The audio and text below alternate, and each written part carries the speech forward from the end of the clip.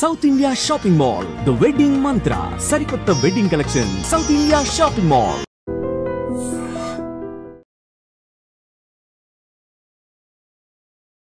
నమస్కారం, welcome to I dream. ధర్మ మార్గ విత్ విజిత కార్యక్రమానికి స్వాగతం.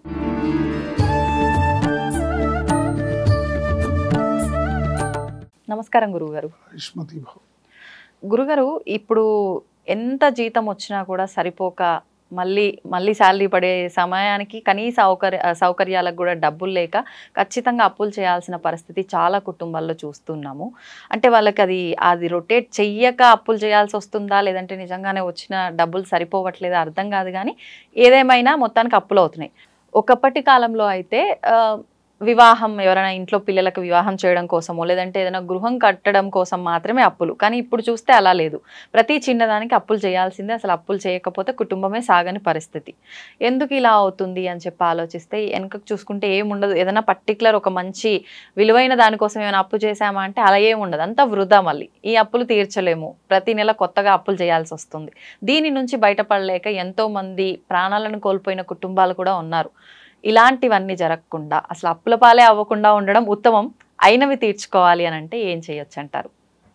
అప్పులు పాలవుతున్నామంటే అది మన చేతుల్లో పని.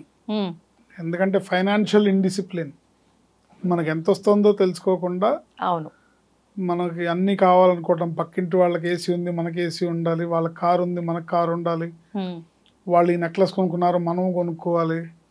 వాళ్ళు ఇల్లు కట్టు ఫ్లాట్ కొనుక్కున్నారు, మనకి కావాలంటే లైఫ్ స్టైల్ చేంజెస్ ఎలా వచ్చిందంటే ఎదుటి వాళ్ళతో కంపారిజన్ చేసుకుంటూ జీవితాన్ని ముందుకు సాగించడం వలన ఏర్పడిన పరిస్థితులు.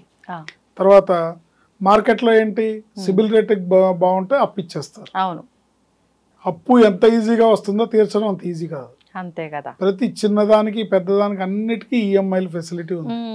అవును, ప్రతి చిన్నదానికి మీరు 5,000 రూపాయల వస్తువు కొన్నా కూడా ఈఎంఐ ఫెసిలిటీ ఉంది. 5 లక్షల వస్తువుకు కూడా ఈఎంఐ ఫెసిలిటీ ఉంది. 5 కోట్ల వస్తువుకు కూడా ఈఎంఐ ఫెసిలిటీ ఉంది.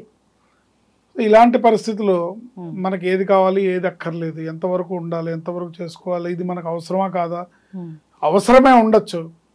అంటే ఒకప్పుడు లగ్జరీస్ అన్నీ ఇప్పుడు నెససరీస్ అయిపోయినాయి.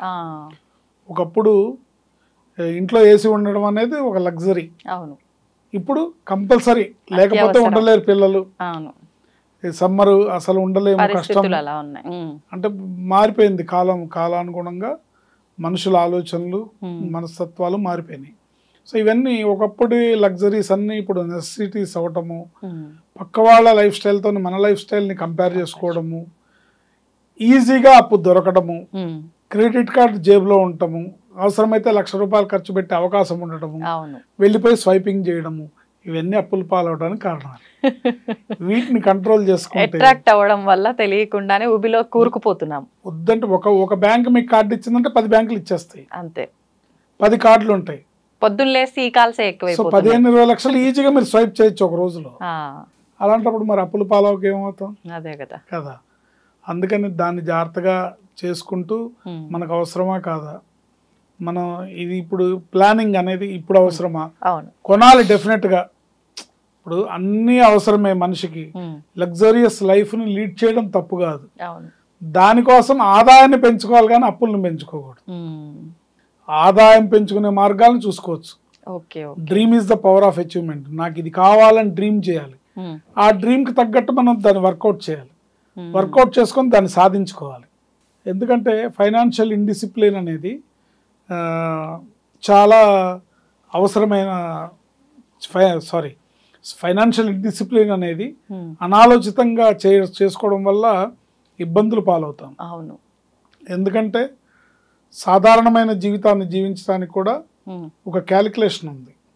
1940వ సంవత్సరంలో ఆ ప్రాంతంలో ఒక కుటుంబం బతకడానికి ₹10 అయితే సరిపోయింది. 1940.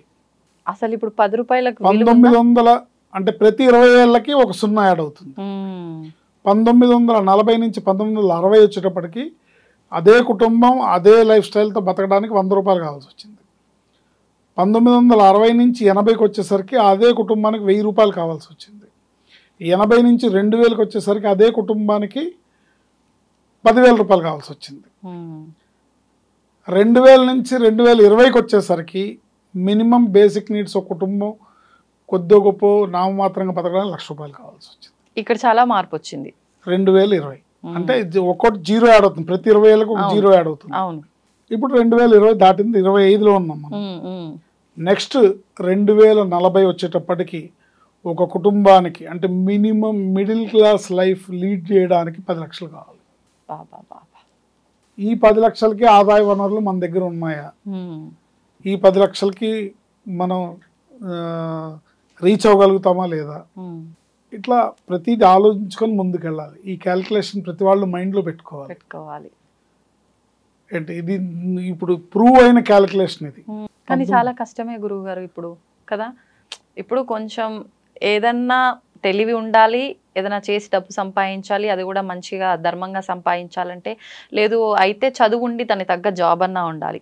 వీళ్ళిద్దరికి సోర్స్ ఉంటుంది, మిగతా వాళ్ళకి కాలాంతరంలో వచ్చే మార్పులు. ఇప్పుడు ఒకప్పుడు సాఫ్ట్వేర్ భూమి వచ్చింది, సాఫ్ట్వేర్ ఎంప్లాయీస్కి లక్షల్లో కోట్లలో జీతాలు వచ్చినాయి.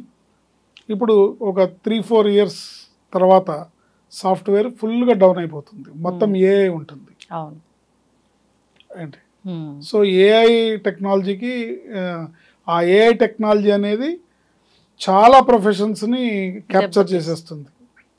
ఇంట్లో వంటోడు కూడా ఏఐ ఉంటుంది, పని మనిషి కూడా ఏఐ, రోబోస్, ఏఐతో పనిచేసే రోబోస్ వస్తాయి. ఏం చేయడానికైనా అన్ని వచ్చేస్తాయి. అప్పుడు మనుషుల్ని హైర్ చేసుకునే పరిస్థితి ఉండదు. మనుషులు ఉంటారు, కల్కి సినిమాలో చూపించినట్టు బ్రెడ్ ముక్క కోసం కొట్టుకోవాలి. అందుకని జాగ్రత్తగా ప్లాన్ చేసుకొని ఫైనాన్షియల్ డీల్ చేయడం అనేది చాలా ఇంపార్టెంట్. కాబట్టి దాన్ని జాగ్రత్త చేసుకుంటూ ఉండాలి.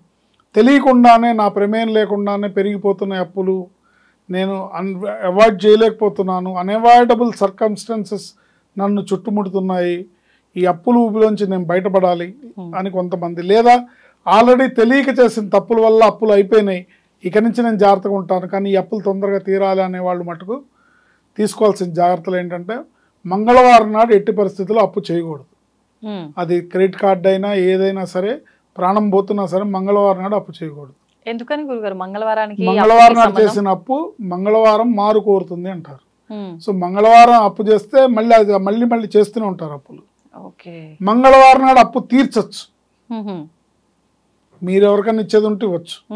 నెక్స్ట్ మంగళవారం నాడు అప్పు తీసుకోకూడదు, మీరు ఎవరికన్నా ఇవ్వకూడదు. మీరు ఎవరికన్నా మంగళవారం నాడు ఇస్తే ఆ డబ్బులు రావు, ఇంకా రావు అనుకోని బదులు ఇవ్వటం, అప్పుగా ఇవ్వటం అలాంటివి కూడా చేయకూడదు. ఇస్తే రావు, లేదా మళ్ళీ మీరు ఇస్తూనే ఉంటారు తప్ప తిరిగి రావు. మంగళవారం నాడు అప్పు చేయకూడదు, అప్పు తీసుకోకూడదు. అప్పు తీర్చచ్చు, తీరిస్తే కుజుడు సంతోషపడతాడు, గ్రహశాంతి లభిస్తుంది, దానివల్ల అప్పులు తొందరగా క్లియర్ అవుతాయి. ఓకే, అట్లాగే తీర్చాల్సినవన్నీ కూడా మనం నోట్ చేసుకొని ఆ అప్పు తీర్చాలనే ఏవైతే ఉంటాయో అవన్నీ కూడా మంగళవారం నాడు గుర్తుపెట్టుకొని పేమెంట్స్ అన్ని మనం మంగళవారం నాడు చేయాలి. అవును, తీర్చాల్సిన ప్లానింగ్ ఉండాలి, ప్లానింగ్ ప్రకారం మంగళవారం నాడు చేయాలి. దీనికి ఒక అద్భుతమైన మంత్రం ఉంది. ఈ మంత్రాన్ని ప్రతిరోజు ఉదయం సూర్యోదయానికి ముందే గణపతికి పూజ చేసి శ్రీ గణేశ రుణం చింది, శ్రీ గణేశ రుణం చింది అనే ఈ మంత్రాన్ని మీ శక్తి కొలది ఎన్నిసార్లు అంటే అంత మంచిది. చింది అంటే తీరిపోవాలి, చింది అంటే చిన్నాభిన్నం అయిపోవాలి, చింది అప్పులన్నీ పోవాలి. శ్రీ గణేశ రుణం చింది. ఈ మంత్రాన్ని చదువుకోవడం వల్ల ఆ వినాయకుడు అనుగ్రహంతో ప్రాతకాలంలో సూర్యోదయానికి పూర్వం వినాయకుడిని గరికతో పూజ చేసి ఆవు నెయ్యితో దీపం పెట్టి బెల్లం ముక్క నైవేద్యం పెట్టి ఈ మంత్రాన్ని చదివితే ఎంత పెద్ద అప్పైనా అతి శీఘ్రగతిన తీరిపోతుంది. అప్పులు పాలు అయిన వాళ్ళందరూ బయటపడి అప్పుల్లోంచి బయటపడి ఐశ్వర్యవంతులు అవుతారని మనం చెప్పచ్చు. గురుగారు, ప్రతి ఒక్కరు కూడా ఆడవాళ్ళు కోరుకునే ఒక బలమైన ఏకైక కోరిక ఏంటి అని అంటే, నేను బతికినంత కాలం సౌభాగ్యంతో ఉండాలి, నిత్య సుమంగళిగా ఉండాలి అని చెప్పి కోరుకుంటూ ఉంటారు. అలా ఉండాలి అని అంటే లలితా సహస్రనామాల నుంచి ఏదైనా నామం చేసుకుంటే గనక ఫలితం ఉంటుందంటారా? 100కి 100 రూపాయలమ్మ. లలితా సహస్రనామ స్తోత్ర పారాయణ చేసుకున్నా చాలు, ఇందులోంచి స్పెషల్గా మంత్రం అక్కర్లేదు. లలితా సహస్రనామ స్తోత్రాన్ని నిత్యం పారాయణగా అలవాటు చేసుకున్న గృహిణులు ఎవరైతే ఉంటారో వాళ్ళందరికీ కూడా చక్కటి అమ్మవారి అనుగ్రహం లభిస్తుంది. ఉమ్, అయితే కర్మ లిఖితాన్ని ఎవరు తప్పించలేరు.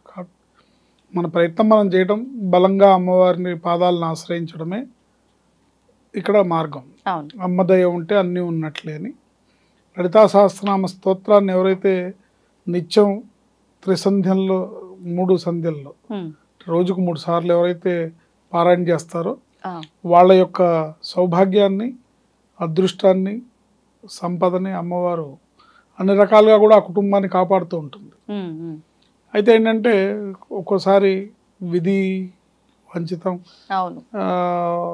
విధి లిఖితాన్ని కాదనలేము.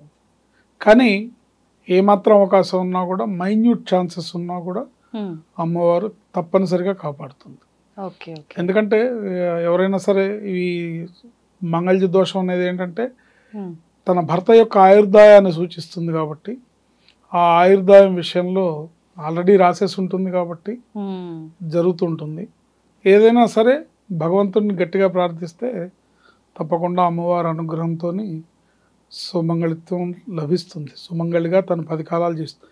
ఏ స్త్రీ అయినా కోరుకునేది అదే. అవునండి. కాకపోతే కాలమాన పరిస్థితుల్లో ఇప్పుడు ఒకప్పుడు ఏంటంటే సుమంగళిత్వం అంటే భర్త చనిపోతే ఉమ్, బొట్టు తీసేయడము, పూలు పెట్టుకోకుండా ఉండడము, అవును. చేతికి గాజులు, ఇవన్నీ ఎవరికైతే అంటే పంచమాంగళ్యాలు అనేవి ఏవైతే ఉంటాయో అవన్నీ కూడా భర్త చనిపోయినాక ఇవి ఈ స్త్రీ ధరించకూడదు అని చెప్పేవాళ్ళు. ఉమ్, ఉమ్, అప్పుడు వాళ్ళ ప్రాణం కొట్టేసినట్టు అయిపోయేది. అవును. బొట్టు పెట్టుకోకూడదు, నువ్వు గాజులు వేసుకోకూడదు, నువ్వు పువ్వులు పెట్టుకోకూడదు, కాళ్ళకి మట్టిలో ఉండకూడదు, ఇట్లా అంటూ ఉంటే అవును. వాళ్ళకి నలుగురిలో చిన్నతనంగా ఉండేది. పైగా ఉమ్, ఎక్కడన్నా ఫంక్షన్స్కి వాటికి వెళ్ళినప్పుడు వీళ్ళని అయ్యో ఈమె ఎదురొచ్చిందా ఉమ్, అని ఇట్లా మాట్లాడుతుంటే అవును. అపశకునంగా వాళ్ళకి భావించడం. అపశకునంగా భావించి అలా చేస్తే ఆ స్త్రీ మనసు తల్లడిల్లిపోయేది. అవును. మిగతా పరిస్థితులు ఎలా ఉన్నా ఈ సమాజంలో జరిగే ఈ అవమానాలు, ఈ చీత్కారాలు ఏవైతే ఉన్నాయో వీటికి తట్టుకోలేక ఉమ్, చాలా బాధపడేవాళ్ళు. కానీ చాలా అయితే వరకు అలా కాలాంతరంలో ఇప్పుడు ఎవరు కూడా భర్త ఉన్నాడో కూడా లేదో కూడా తెలియదు. అందరూ తెలియట్లేదు. అలాగే ఏం తప్పు లేదని పెట్టేసుకుంటున్నారు, బొట్టు పెట్టుకుంటున్నారు, గాజులు వేసుకుంటారు, ఉమ్, అన్నీ ఉంటాయి. భర్త ఉన్నాడో లేదో కూడా తెలియదు. ఉమ్, కానీ ఏదేమైనప్పటికీ కూడా హైందవ ధర్మాన్ని పాటించి భగవంతుడి యందు నమ్మకం ఉండి అమ్మవారి భక్తురాలుగా ఉండే ఏ స్త్రీ అయినా కోరుకునేది నా భర్త 10 కాలాలు చల్లగా ఉండి నాకు ఇవన్నీ కూడా సుమంగళిగా నేను 10 కాలాలు ఉండాలి, సుమంగళిగా నేను చనిపోవాలని కోరుకుంటారు ఉమ్, అవునండి. ఎవరైనా సరే. అవును. మరీ ఎక్కడో ఉంటారు తప్ప ఉమ్, 99% ఆడవాళ్ళు ఇదే కోరుకుంటారు. ఉమ్, సో ఇలాంటి సుమంగళిత్వం లభించాలి అంటే అమ్మవారిని ఆశ్రయించాలి. అమ్మవారి లలితా సహస్రనామ స్తోత్రాన్ని చక్కగా అందరూ నేర్చుకొని, ఉమ్, గురుముఖత నేర్చుకొని దాన్ని రోజు పారాయణ చేయటం, ఆ లలితా సహస్రనామ స్తోత్రంతో అమ్మవారికి కుంకుమార్చన చేసుకోవడం, శుక్రవారం మంగళవారం ఇంకొంచెం విశేషంగా కొద్దిగా అమ్మవారికి నివేదన అవి పరవాణం అలాంటివి, పులిహార ఇలాంటివి పెట్టి అమ్మవారిని ప్రీతి చేసుకొని, చెందేలాగా. ఉమ్, ప్రీతి చెందేలాగా పూజ చేసుకొని ఆ, ఇవి చేసుకుంటే చాలా బాగుంటుంది. ఇంకా ఎవరికైనా దీని మీద పర్టికులర్గా ఉండే ఏదన్నా మంత్రం ఉంటే బాగుండు. ఈ మంత్రం అయితే అంటే లలితా సహస్రనామ స్తోత్రం నేను రోజుకి ఒకసారి కంటే ఎక్కువ చేయలేను, లేకపోతే 2 సార్లు కంటే ఎక్కువ చేయలేను, ఉమ్, రోజు చేయలేను, శుక్రవారం మంగళవారమే చేయగలుగుతాను, లేకపోతే అసలు నాకు రాదు, నేను తప్పులు చదువుతానేమో అనే భయం చాలా మందికి ఉంటుందండి. అవును. అంటే తప్పులు చదవకూడదు అనేది అక్కడ శాస్త్రం చెప్తున్న మాట. ఉమ్, ఎందుకంటే అర్థం మారిపోతుంది. అవును. తెలుగు భాషలో ఒక అక్షరం అనవసరంగా వచ్చినా అర్థం మారిపోతుంది, ఒక అక్షరాన్ని బదులు ఇంకో అక్షరం పలికినా కూడా పెడార్థం వచ్చేస్తుంది. ఉమ్, అందుకని తప్పులు లేకుండా చదవాలి, ఆ అమ్మవారికి ప్రీతిపాత్రంగా ఈ జీవితాన్ని పొందాలి. అయితే లలితా సహస్రనామ స్తోత్రం ఇవాళ పారాయణ చేసే కుటుంబాలు చాలా ఉన్నాయి. అవును. అవును గురుగారు. అందరూ అలవాటు చేసుకున్నారు. అవును. చక్కగా తప్పులు లేకుండా చదవాలనే ప్రయత్నం మటుకు చేయాలి. ఉమ్, ఉమ్, ఇది మీడియా ముఖంగా నేను ఇప్పుడు అందరికి ఎవరెవరైతే లలితా సహస్రనామ స్తోత్ర పారాయణ చేస్తామో అవును. వాళ్ళందరికీ నేను విన్నవించుకుంటున్న మాట ఏంటంటే తప్పులు లేకుండా చేయడానికి ప్రయత్నించి నేర్చుకుని చక్కగా పెద్దవాళ్ళు చేసిన సీడీలు ఉంటాయి, ఆ, మహానుభావులు పెద్దవాళ్ళు చేసిన సీడీలు ఉంటాయి, వాళ్ళు అవి చూసి నేర్చుకొని చేస్తే మంచిది. ఇంతేకాకుండా మరీ పర్టికులర్గా నాకు ఇలా సుమంగళిగా ఉండడానికి నేను ఏ మంత్రం చేయాలనే దానికి కూడా లలితా సహస్రనామ స్తోత్రంలో శ్లోక రూపంలో ఉన్న మంత్రం ఒకటి ఉంది. ఓకే. దాన్ని కనుక మనం నిత్యం చేసుకున్నట్టయితే, ఉమ్, లేదా శుక్రవారం మంగళవారం కొంచెం ఎక్కువగా విశేష సంఖ్యలో ఉమ్, రోజు ఒక 108 చేసుకొని మంగళవారం నాడు శుక్రవారం నాడు ఒక 1000 సార్లు చదువుకుంటే ఉమ్, అన్ని రకాలుగా బాగుంటుంది. Okay okay. సో ఈ విధంగా చేసుకోవడం అనేది అద్భుతంగా అమ్మవారి అనుగ్రహం లభిస్తుందని చెప్పచ్చు. ఉమ్, ఇకపోతే ఆ మంత్రం ఏంటంటే, ఓం ఐం హ్రీం శ్రీం శ్రీమాత్రే నమః కామేశబద్ధ మాంగళ్య సూత్ర శోభిత కంధరాయై నమః ఉమ్, అనే శ్రీమాత్రేన ఓం ఐం హ్రీం శ్రీం శ్రీమాత్రే నమః అనే ఈ శ్లోక రూపంలో ఉన్న మంత్రాన్ని ఉమ్, జపించుకోవడం ద్వారా తప్పకుండా అమ్మవారి అనుగ్రహంతో వీళ్ళు నిండు నూరేళ్ళు సుమంగళిగా వర్ధిల్లుతారు అని ఖచ్చితంగా చెప్పొచ్చు. ఓకే. ఈ మంత్రాన్ని నమ్మకంతో చదువుకోవాలి. కామేశబద్ధ మాంగళ్య సూత్ర శోభిత కందరాయే నమః అంటే కామేశ్వరుడు అంటే పరమేశ్వరుడు, ఆయన చే కట్టబడిన తాళి మెళ్ళో ఉన్న ఓ అమ్మా అని అర్థం. కామేశబద్ధ మాంగళ్య, ఆ మాంగళ్యం ఎవరు కట్టారు? పరమేశ్వరుడు. పరమేశ్వరుడు. సూత్ర శోభిత కంధరాయే నమః, ఉమ్, ఆ మాంగళ్యం నీ మెడలో శోభిస్తూ ఉంది, ఉమ్, ఆ మంగళసూత్రం నీ మెడలో శోభిస్తుంది. అలాంటి అమ్మని నేను ధ్యానిస్తున్నాను, పూజిస్తున్నాను, జపిస్తున్నాను ఉమ్, అనే భావనతో, అంటే ఆ మంగళసూత్రాలు ఇంతంత పెద్దవిగా ఉండే అమ్మవారి మెడలో ఉండే ఆ మంగళసూత్రాలని తలుచుకుంటూ ఉమ్, ఈ జపం చేసుకుంటే వీళ్ళ మెడలో మంగళసూత్రము, వీళ్ళ సుమంగళిగా ఉండే తత్వము 10 కాలాలు విరాజిల్లుతాయని అర్థం. ఉమ్, ఎంత అర్థం ఉంది గురుగారు దాంట్లో. అందులో అమ్మవారిని ఆ రూపంలో ధ్యానించుకోవాలి. ఉమ్, ఉమ్, ఉమ్, ధ్యానించుకుంటే వీళ్ళు కూడా అట్లాగే 10 కాలాలు వీళ్ళు సుమంగళిగా ఉమ్. జీవిస్తారని చెప్పడంలో ఎటువంటి సందేహం లేదు. ముందర మళ్ళీ ఓం శ్రీం అది ఓం శ్రీమాత్రే ఐం నమః హ్రీం శ్రీం శ్రీమాత్రే నమః అవి ఖచ్చితంగా జోడించి చదివితేనే ఫలితం జోడించి ఉంటుందా? చదివితే విశేషమైన ఫలితం ఉంటుంది. ఉమ్, ఒకవేళ అది కష్టంగా ఉందనుకుంటే ఓన్లీ ఈ శ్లోకం కూడా చదువుకోవచ్చు. ఉమ్, కామేశబద్ధ మాంగళ్య సూత్ర శోభిత కంధరాయే నమః అంతవరకు చదువుకోవచ్చు. ఓకే గురుగారు, కొన్ని కుటుంబాల్లో చూస్తుంటాం తరచుగా అనారోగ్య సమస్యలు ఎవరినో ఒకరిని వెంటాడుతూనే ఉంటాయి ఫ్యామిలీలో. అయితే ఒక్కరినే ఏదో ఒకటి పోయిన తర్వాత ఒకటన్నా ఉండడం, లేదంటే ఒకరికి అయిపోగానే ఇంకొకరికి ఎప్పుడు చూసినా ఇలా సర్కిల్ తిరుగుతూనే ఉంటుంది. అంటే అసలు ఇలా ఎందుకు జరుగుతూ ఉంటుంది? దీని నుంచి బయటపడాలంటే ఏదైనా విధానం ఉందా? అనారోగ్యం అనేది మనం చేయాల్సిన పనులు చేయకుండా చేయకూడని పనులు ఎక్కువ చేయడం వల్ల వస్తుంది. ఒకటి, మనం ఇంట్లో తినాల్సింది తినము, ఇష్టమైనది తింటాం, తాగాల్సినవి తాగము, ఇష్టమైనవి తాగుతాం. మంచినీళ్ళు తాగాలి, మంచినీళ్ళు ఎక్కువ తాగాలి, ఏంటి కాఫీ టీలు ఎక్కువ తాగుతాం. సో పొల్యూషన్లో బతుకుతున్నాం, ఎక్కడ కూడా ప్యూరిటీ లేదు. అవును, తల్లిపాలు కన్నీళ్ళతో ఈ 2 తప్ప మిగతావన్నీ పొల్యూటెడే. ఈ 2 కొద్దిగా ప్యూరిటీతో ఉన్నాయి. ఇలాంటి పరిస్థితుల్లో, ఇలాంటి సమాజంలో మనం పొల్యూషన్ ఎక్కువైపోయిన సొసైటీలో బతుకుతున్నాం. చాలా జాగ్రత్తగా air pollution, water pollution, food pollution, దీనికి తోడు వంట చేసే వాళ్ళు తక్కువైపోయారు. బయట స్విగ్గీస్, జొమాటోస్లో ఆర్డర్ పెట్టుకొని తెప్పించుకొని తినడం ఎక్కువైపోయింది. అవును గురుగారు. సో అక్కడ కూడా పొల్యూటెడ్ ఐటమ్స్ ఉంటాయి అన్ని, ఏది కూడా కరెక్ట్గా ఉండదు, ఫ్రెష్గా కూడా ఉండవు. ఏంటి తౌడుతో కారపొడి చేస్తున్నారంట, కలర్ వేసి. స్పైస్ ఎలా వస్తుంది దానికి? అందులో కొంచెం కలుపుతారేమో. సో రకరకాల విషపూరితమైన సమాజంలో మనం బతుకుతున్నప్పుడు మన ఆరోగ్యాన్ని మనం కాపాడుకోవాల్సిన బాధ్యత మనకు ఉంటుంది. ఎవరి ఆరోగ్యం ఎవరి బాధ్యత వాళ్ళదే తప్ప దీన్ని ఎవరినో నిందించడానికి అవసరం లేదు. ఆరోగ్యమే మహాభాగ్యం. మనకున్న సంపద ఏంటంటే ఆరోగ్యమే. ఆరోగ్యంగా ఉంటే చాలు, ఏది పోయినా తెచ్చుకోగలం, కానీ ఆరోగ్యం పోతే తెచ్చుకోలేము. వన్స్ బాడీలోకి బీపీ షుగర్ ఎంటర్ అయినాయి అంటే ఇంకా అన్ని డౌన్ అన్ని ఒకటొకటి ఇబ్బందులు రావడమే తప్ప ఆరోగ్యంగా హెల్తీగా ఉండే పరిస్థితి ఈ రోజుల్లో లేదు. అందుకని చాలా కేర్ఫుల్గా డైట్, మెయిన్ డైట్ కంట్రోల్ చేసుకోవడం, మెడిటేషన్ చేయడం, తగినంత వ్యాయామం. బాడీ బిల్డప్ చేయడానికి 6 ప్యాక్లు చేయడానికి జిమ్ అక్కర్లేదు, కానీ శరీరానికి తగినంత వ్యాయామం ఇవ్వాలి, మెడిటేషన్ చేయాలి, ప్రాణాయామం చేయాలి, చక్కటి డైట్ ప్లాన్ చేసుకొని ఏ డైట్ అవసరమో తీసుకోవాలి. శరీరానికి కావాల్సినవి ఏవి రుచిగా ఉండవు. అవును, రుచిగా ఉండేది ఏది శరీరానికి పనికిరాదు. రుచిగా ఉండేది ఏది శరీరానికి పనికిరాదు.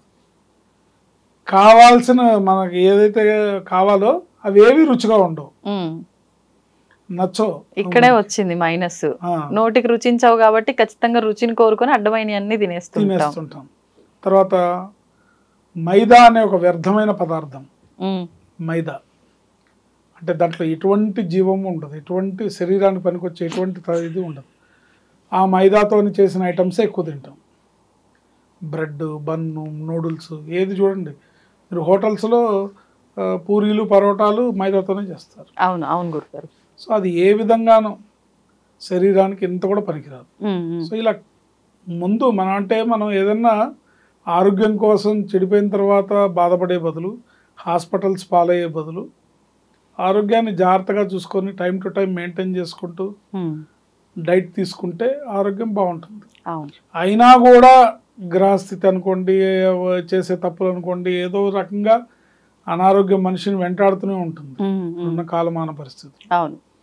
సో అలాంటప్పుడు మనం చక్కటి మంత్రాన్ని ఉచ్చరించడం ద్వారా ఆరోగ్యాన్ని పొందొచ్చు. ఏదేమైనా మన చేతుల్లో ఉన్న పని మనం చేయాలి కదా. మంత్రం కన్నా కూడా కరెక్ట్. మంత్రం మీద ఎప్పుడు డిపెండ్ అవ్వాలంటే మన చేతుల్లో లేనిది చేసేటప్పుడు మన చేతుల్లో ఉన్న పని మనం చేయాలి. డూ యువర్ బెస్ట్, అంతే. God will do the rest. Do what ever you can, God will do what ever you can't. So మన ప్రయత్నం మనం చేస్తూ సరైన ఆహారం, అంటే ఆరోగ్యమే ముఖ్యమైనప్పుడు రుచి అనే దాన్ని పక్కన పడేయాలి. అంటే చిన్నపిల్లలు ఎంగేజ్లో ఉన్న వాళ్ళు ఒక 40s వచ్చే వరకు రుచికే ప్రాధాన్యత ఇస్తారు. ఆ బిర్యానీ తింటాం, ఇది తింటాం, అది తింటాం, ఆ కర్రీస్, ఈ కర్రీస్ అని రుచికే ఎక్కువ ప్రాధాన్యత ఇస్తారు. బట్ ఒక ఏజ్ దాటిన తర్వాత 40s దాటినాక ఆ పాటగా మనం అన్ని తినేసి ఉంటాం కదా, ఇంకా వాటి మీద ఫ్యాంటసీ ఎందుకు. చక్కగా మంచి డైట్లోకి వచ్చేస్తే ఆరోగ్యం 10 కాలాలు బాగుంటాం. అంతే. లేనట్టయితే ఇబ్బంది పడతాం. కానీ శాస్త్రంలో ఒక అద్భుతమైన మంత్రం చెప్పబడింది. ఇది త్రినామ మంత్రం. అంటే త్రినామ మంత్రం అంటే 3 నామాలు. ఈ 3 నామాలు ఒక మహామంత్రం అవుతుంది. ఈ 3 నామాలని నిరంతరం ఎవరైతే ఉచ్చరిస్తారో వాళ్ళు ఎలాంటి రుగ్మతల బారిన పడరు, ఎలాంటి అనారోగ్య సమస్యలు వారి దరిచేరవు, ఎటువంటి శారీరక మానసికమైన రుగ్మతలు. రుగ్మతలు 2 రకాలు, అనారోగ్యం 2 రకాలు, ఒకటి శారీరకమైంది, 2 మానసికమైంది. అవును, రెండోది చాలా పెద్ద సమస్య. ఈ రెండిటి బారి నుంచి కూడా బయటపడతారు. అచ్యుతాయ నమః, అనంతాయ నమః, గోవిందాయ నమః. ఈ అచ్యుతాయ నమః, అనంతాయ నమః, గోవిందాయ నమః ఈ మంత్రం చదువుకోవడానికి ఎటువంటి నియమనిష్టలు ఏం అవసరం లేదు. నిరంతరం స్మరించుకోవచ్చు. నిద్రపోయేటప్పుడు కూడా స్మరించుకోవచ్చు. నిద్ర లేవంగానే స్మరించుకోవచ్చు. సో నిరంతరం స్మరించుకోవచ్చు. అంటే ఇవి నామాలు కాబట్టి నియమాలు అవసరం లేదు. అవసరం లేదు.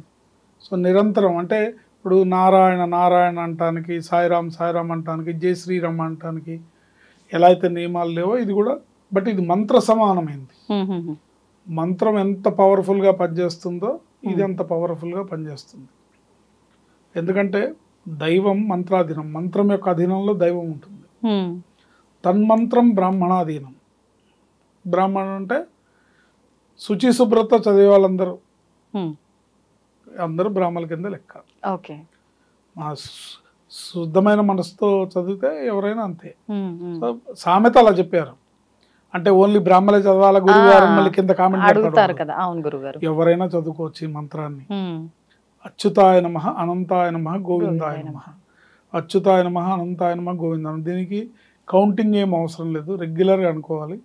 ఎవరెవరైతే మానసికంగా శారీరకంగా అనారోగ్య సమస్యలతో నిరంతరం బాధపడుతూ అది ఏంటో తెలియకుండా హాస్పిటల్స్ చుట్టూ తిరుగుతూ మందులు వేసుకుంటూ ఉంటారో వాళ్ళు ఈ మంత్రాన్ని నిరంతరం పఠించడం ద్వారా వాళ్ళకున్న సమస్య చక్కగా డయాగ్నోజ్ అయ్యి చక్కటి మందు దొరికి తొందరలో స్వస్థత పొందుతారు. ఇందులో ఎటువంటి సందేహం లేదు.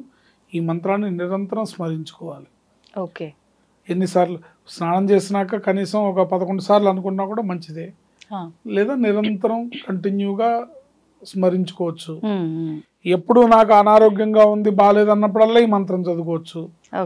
సడన్ గా మీకు జ్వరం వచ్చింది టాబ్లెట్ వేసుకునేటప్పుడు ఇది కూడా స్మరించుకోవచ్చు. ఇది చాలా బాగా ఆరోగ్యాన్ని తెచ్చిపెడుతుంది. అచ్యుతాయ నమః, అనంతాయ నమః, గోవిందాయ నమః.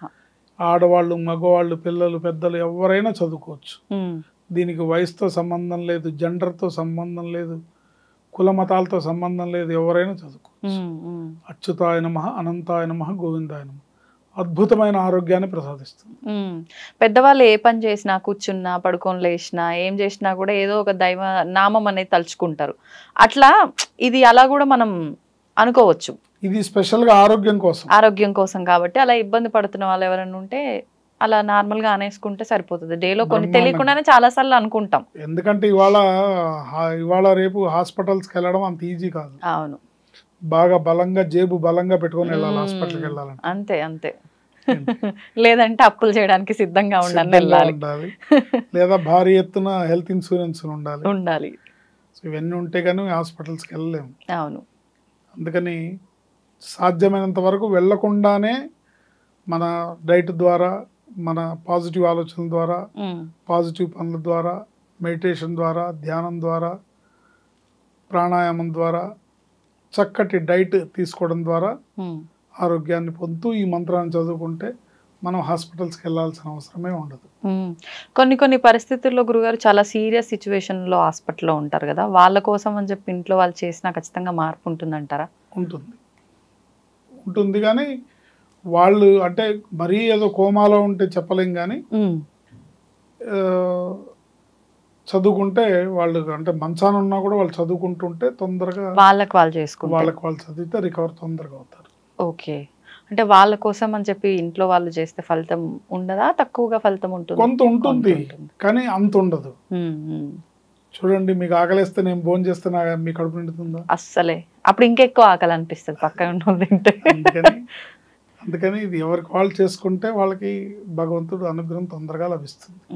గురుగారు, సాధారణంగా ఈ సమస్య ఇప్పట్లో ఎంతవరకు ఉందో తెలియదు కానీ ఒకప్పటి కాలంలో అయితే చాలా ఎక్కువగానే ఉండేదేమో గ్రామాల్లో. అట్లా హస్బెండ్ తాగి ఇంట్లో భార్యను కొట్టడము, ఫ్యామిలీని పట్టించుకోకపోవడం, ఇలాంటివి చాలా సందర్భాల్లో మనం చూసే ఉంటాము కదా. అయితే ఇప్పుడు కూడా అలా మరీ కొట్టే అంత, బజారుకి వెళ్ళే అంత గొడవలు అవ్వకపోయినా అసలు ఫ్యామిలీని పట్టించుకోకుండా బాగా తాగి వాళ్ళ వ్యసనాల్లో వాళ్ళే ఉండిపోయే మగవాళ్ళు చాలామంది ఉన్నారు. అలాంటప్పుడు ఇంకా వీళ్ళకి అసలు ఏమీ వాళ్ళని మార్చలేరు, అట్లా అని చెప్పి వదిలి వెళ్ళిపోలేరు. కుటుంబ బాధ్యతలన్నీ ఆపోజిట్ పర్సన్కే పడిపోతాయి. అలాంటి సందర్భాల్లో ఆ భర్తని దారిలోకి తీసుకొస్తే అంతా సెట్ అయిపోతుందన్న ఆలోచన ఉంటుంది. అలాంటి వాళ్ళని దారిలోకి తీసుకురావాలంటే ఏదైనా మంత్రం ఉందా? తప్పకుండా ఉంటుందమ్మా. అంటే గతంలో ఈ సమస్య చాలా ఎక్కువ ఉండేది, కానీ ఇప్పుడు ఆడవాళ్ళు బాగా అవేర్నెస్తో ఉండి ఏంటి తగ్గేదేలే అన్నట్టుగా ఉంటున్నారు కదా. అంటే మరి పడి ఉన్నప్పుడు రూమ్లో వేసి పిల్లిని కొట్టినా కూడా పిల్లి పులి అవుతుంది. సో ఇవాళ స్త్రీ పరిస్థితి ఎన్నో ఏళ్లుగా అణగదొక్కబడి వివక్షకి గురై ఎన్నో ఏళ్లుగా పురుష జాతితోని ఇబ్బందులు పడిన వాళ్ళు ఇవాళ తిరిగి అంటే ఏదిస్తే మనకు అదే వస్తుందని ఇవాళ మొత్తం రివర్స్ జరుగుతుంది అంత కార్యక్రమం అంతా. అంటే ఏదేమైనప్పటికీ కూడా కుటుంబం బాధ్యత అనేది యజమానిది కాబట్టి ఇప్పటికీ కూడా చాలామంది హౌస్ వైఫ్లు ఉన్నారు కాబట్టి, అంటే అందరూ ఉద్యోగస్తులే లేరు. అవును, కుటుంబ భారాన్ని మోస్తూ పిల్లలు చూసుకునే హౌస్ వైఫ్స్ ఉన్నారు. సో ఈ హౌస్ వైఫ్స్ భర్త సంపాదించి తీసుకొచ్చి ఇస్తేనే కుటుంబాన్ని గడపాలి. అలాంటి భర్త బాధ్యతారాహిత్యంగా వ్యవహరిస్తే, వచ్చిన డబ్బంతా బయట తగలేస్తే, రకరకాలు కొంతమంది మద్యానికి బానిసై, కొంతమంది జూదానికి బానిసై, కొంతమంది ఇప్పుడు ఇవాళ రేపు ఫోన్స్లో గేమ్స్ వస్తున్నాయి, వీటితో బెట్టింగ్ గేమ్స్, బెట్టింగ్స్, ఇలాంటి వాటికి ఇప్పుడు కొత్తగా వ్యసనపరులు అవుతున్నారు. తెలియకుండానే స్మార్ట్ ఫోన్ చేతిలో ఉంది కదా అని అందుబాటులో ఉంది, ఇలా అవుతున్నారు. ఇలాంటి పరిస్థితుల్లో ఆ ఇంటి గృహిణి ఇల్లు సంసారాన్ని నడపడానికి చాలా కష్టపడుతుంది. ఎందుకంటే ఇవాళ రేపు ఏది కూడా అంత ఈజీగా లేదు, అన్ని ధరలు ఆకాశంలో ఉన్నాయి. పిల్లలకి వండి పెట్టాలన్నా, పిల్లలకి ఏదైనా పెట్టాలన్నా, తను ఇంట్లో తన ధర్మాన్ని తను నిర్వర్తిస్తూ వంట చేసి పెట్టాలన్నా కూడా సరైన ఆదాయము సరైన సౌకర్యాలు లేకపోతే చేయలేరు. సో బాధ్యతారాహిత్యంగా వ్యవహరించే భర్తల వల్ల బాధపడే గృహిణులు ఎవరైతే ఉంటారో వాళ్ళ కోసం నేను చెప్పే ఈ మంత్రం పనికి వస్తుంది. సో ఆయన అందరూ అలా ఉంటారని మనం చెప్పలేము, అందరూ అలా ఉండరు. ఎందుకంటే సమాజంలో ఇప్పుడున్న సమాజంలో రకరకాల మనుషులు, రకరకాల పరిస్థితులు, అన్ని రకాల వాళ్ళు ఉంటారు. బట్ మనం చెప్పేది టోటల్గా మగవాళ్ళకి చెప్పినట్టు అని కాదు, లేదా టోటల్గా ఆడవాళ్ళు బాధ్యతగా ఉంటారని కాదు. ఇట్లా ఉన్నారు, అట్లా ఉన్నారు. ఇలా ఉండి ఇబ్బంది పడేవాళ్ళు అంటే ఇంటిని నడిపేవాళ్ళు, అంటే గృహలక్ష్మే మహాలక్ష్మి. మీ ఇంట్లో ఉన్న ఇల్లాలే మహాలక్ష్మి. ఇంట్లో ఉన్న ఇల్లాలు కంట తడి పెట్టి, ఇంట్లో ఉన్న ఇల్లాలు బాధకి దుఃఖానికి లోనవుతే ఆ యజమానికి కూడా కలిసి రాదు, ఆ ఇల్లు కూడా పైకి రాదు. ఇంట్లో స్త్రీ ఏడుస్తూ ఉంటాయి. సో ఆమె ఏడవకుండా ఉండాలంటే ఏం చేయాలి? పాపం ఏదో ఒక యావగేషన్, ఒక పూజా పునస్కారం, రకరకాలు. కొంతమంది టీవీ సీరియల్స్ చూస్తారు, కొంతమంది ఇవేవి మైండ్లోకి ఎక్కించుకోకుండా నువ్వు తీసుకొస్తే ఉంటా తెలియదని వాళ్ళు బిందాస్ కూర్చుంటారు. వీళ్ళ పనే బాగుంటుంది. అంటే వాళ్ళకున్న మానసిక వాళ్ళ స్టేటస్ని బట్టి ఆధారపడి ఉంటుంది. బట్ కొంతమంది అలా కాదు, పిల్లలకి పెట్టకుండా పిల్లలు అడిగినవి ఇవ్వకపోతే వీళ్ళు చాలా బాధపడతారు. సో రకరకాల కండిషన్లు వీక్ అయిపోతుంటారు. సో వాళ్ళు ఈ లలితా సహస్రనామ స్తోత్రాన్ని చక్కగా అలవాటు చేసుకొని పారాయణ చేసుకుంటే ఇంట్లో ఇర్రెస్పాన్సిబుల్గా ఉండే భర్త వశమవుతాడు. వశమవుతాడంటే ఇక్కడ అర్థం ఏంటంటే కుటుంబానికి బాధ్యతకి వశమవుతాడు అని. వశమవుతాడు, తన కర్తవ్యాన్ని తను కరెక్ట్ గా నిర్వర్తిస్తాడు, బాధ్యతగా ఆలోచిస్తాడు. నా భార్య పిల్లలు లోకం. ఇప్పుడు కుటుంబమే నీకు లెక్కలేకపోతే రేపొద్దు నువ్వు సమాజానికి ఏం చేస్తావు? నీ పిల్లలకే నువ్వు తిండి పెట్టినాడు, సమాజం బయటికి వెళ్ళి అన్నదానం చేస్తానంటే ఉపయోగం ఏంటి? నీ ఇంట్లోనే నీకు భార్య పిల్లల్ని చూసుకోవడమే రాదు, నువ్వు బయటికి వెళ్ళి వేదికలెక్కి సమైక్యత వర్ధిల్లాలి, జాతీయ సమైక్యత వర్ధిల్లాలంటే ఉపయోగం లేదు. అసలు భగవంతుడు మెచ్చుతాడు కదా. ఏంటి ఇప్పుడు ఇవాళ రేపు 90% అదే జరుగుతుంది. అలానే ఉన్నారు. బయటకు ఓ మాట చెప్తారు కానీ ఇంట్లో చూస్తే అంత దోమల మోత. ఇలాంటి వాళ్ళు చక్కగా అమ్మవారిని ఆశ్రయించి అమ్మవారిని పాదాలు పట్టుకుంటే అమ్మ దయ ఉంటే అన్నీ ఉన్నట్లే అన్నట్టుగా చక్కగా భర్త వశమవుతాడు ఇన్ ది సెన్స్ తన బాధ్యతను తను తెలుసుకొని భార్య పిల్లల్ని ప్రేమగా చూసుకుంటాడు, వాళ్ళకి కావాల్సినవన్నీ ఏర్పాటు చేస్తాడు అని అర్థం. ఓం ఐం హ్రీం శ్రీం శ్రీమాత్రే నమః స్వాధీన వల్లభాయై నమః. ఓం ఐం హ్రీం శ్రీం శ్రీమాత్రే నమః. ఈ మంత్రాన్ని రోజుకు 42 టైమ్స్ కనుక చేసుకుంటే ఎవరైనా సరే ఇలా ఇర్రెస్పాన్సిబుల్గా ఉన్న భర్తలు దారిలోకి వచ్చి వశమవుతారు. అందులో ఎటువంటి సందేహం లేదు. ఇప్పుడు ఈ మంత్రానికి నియమాలు ఏమైనా ఉన్నాయా గురువు? ఏమి లేవు. చక్కగా చేసుకోవచ్చు. స్నానం చేసిన దగ్గర నుంచి పడుకునే వరకు చక్కగా చేసుకోవచ్చు. అందులో ముఖ్యంగా ఆడవాళ్ళకి అసలు ఎప్పుడు ఏ నియమాలు ఉండవు. స్త్రీ అంటేనే ప్రకృతి స్వరూపం. సో ఎటువంటి నియమాలు ఉండవు. వాళ్ళకు ఉండే నియమాలలో ఆ ఋతుక్రమం అప్పుడు ఆ 4-5 రోజులు తప్ప మిగతా రోజుల్లో వాళ్ళు ఎప్పుడు స్త్రీ అంటే అగ్నితో సమానం. అగ్ని పునీత సీత అంటే అగ్ని ఎంత స్వచ్ఛమైనదో అంత స్వచ్ఛమైనది స్త్రీ, ప్రకృతి రూపం కనుక ఎటువంటి నియమాలు ఉండవు. ధన్యవాదాలు గురుగారు. ఆయుష్మతి భవ. తవ్వుతూనే శివలింగం సరే దాన్ని అట్లా కప్పేసేయండి, చూపించదండి. మూర్తి పూజ కాదు, సాక్షాత్ బ్రజేంద్ర నందన భగవాన్ ఉన్నారు మూర్తిలో. ఏమీ ఆశించకుండా ఆరాధించే వాళ్ళు కూడా ఉన్నారా ప్రభుజీ? నిజమైన భక్తి అంటే మనకు తెలియదు కాబట్టి